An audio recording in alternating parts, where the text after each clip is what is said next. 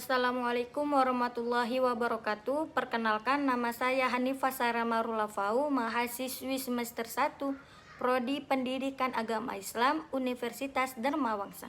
Nah, di sini saya akan menjelaskan tentang pendidikan anti kekerasan seksual.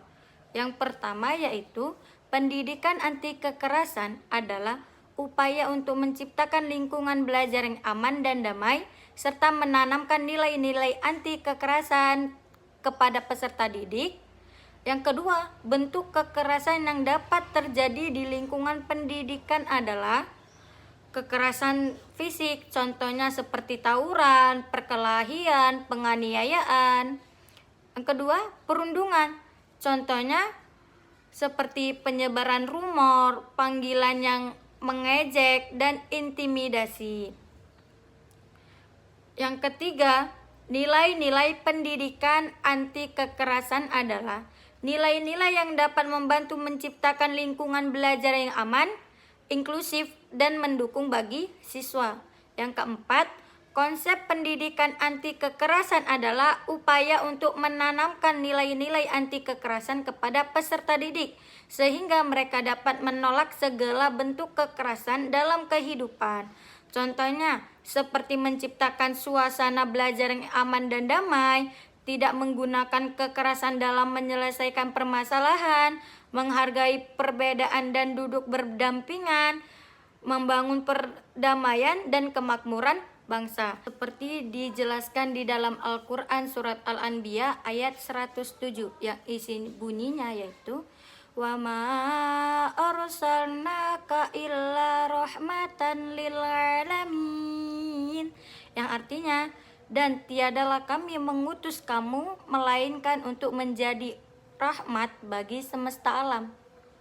Nah, jadi ayat ini menekankan pentingnya kasih sayang, kebaikan, dan belas kasihan dalam berurusan dengan orang lain.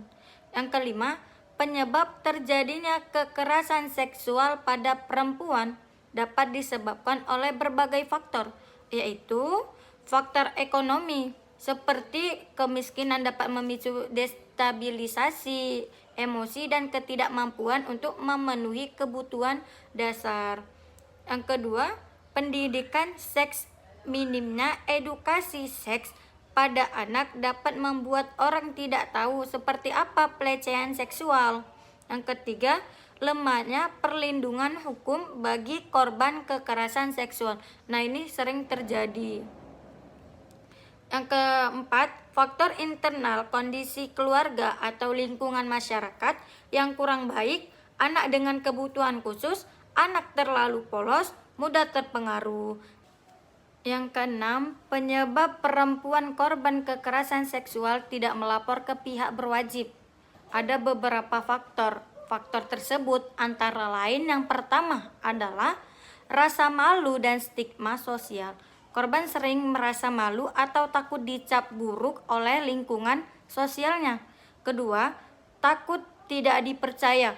Banyak korban khawatir jika ceritanya tidak akan dipercaya oleh pihak kampus atau hukum. Jika hal ini terjadi di lingkungan pendidikan, mereka bisa dianggap mengada-ngada, melebih-lebihkan, atau malah disudutkan. Yang ketiga, tekanan dan ancaman. Pelaku bisa saja mengancam korban untuk diam, terlebih pelaku memiliki derajat yang tinggi dari korban. Contohnya, seperti mahasiswa yang dispesialkan oleh lembaga pendidikan seperti anak internasional, anak berprestasi, jika itu di lingkungan pendidikan. 4. Rasa trauma dan bersalah.